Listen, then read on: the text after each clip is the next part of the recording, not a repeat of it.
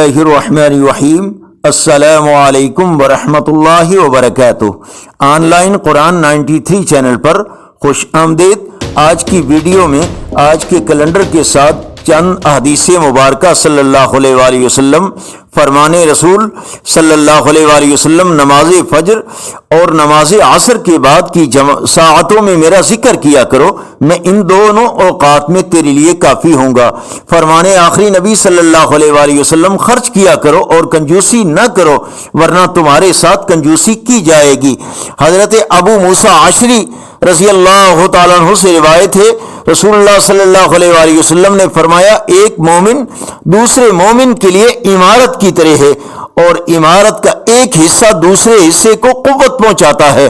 آپ صلی اللہ علیہ وآلہ وسلم نے ہاتھ کی انگلیوں کو سرے دوسرے ہاتھ کی انگلیوں میں داخل فرما کر اس کا نقشہ کھینچا۔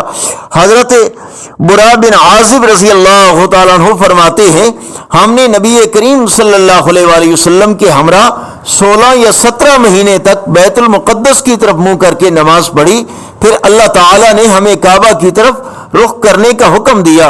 خاتم النبیین صلی اللہ علیہ وآلہ وسلم کا فرمان عالی شان، افضل ایمان یہ ہے کہ تم اللہ عز و جل کے لیے محبت کرو اور اسی کے لیے نفرت رکھو اور زبان کو اللہ پاک کی ذکر سے تر رکھو۔ نبی کریم صلی اللہ علیہ وآلہ وسلم نے فرمایا، اگر تم صبح کو قرآن کی ایک آیت بھی سیکھ لو تو یہ تمہارے لیے 100 رکعت پڑھنے سے بہتر ہے۔ رسول اللہ صلی اللہ علیہ وآلہ وسلم نے فرمایا، انسانوں میں اچھا وہ ہے جس کی عمر لمبی ہو اور عمل اچھے ہوں۔ آج کا کیلنڈر 15 اکتوبر بروز اتوار، پاکستان میں 28، بھارت بنگلہ دیش میں 29 ربیع الاول 1445 اور دیسی مہینے اسوج کی آج 30 تاریخ ہے۔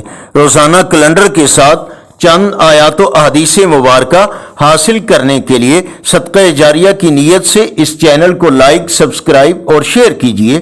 السلام علیکم ورحمۃ اللہ وبرکاتہ۔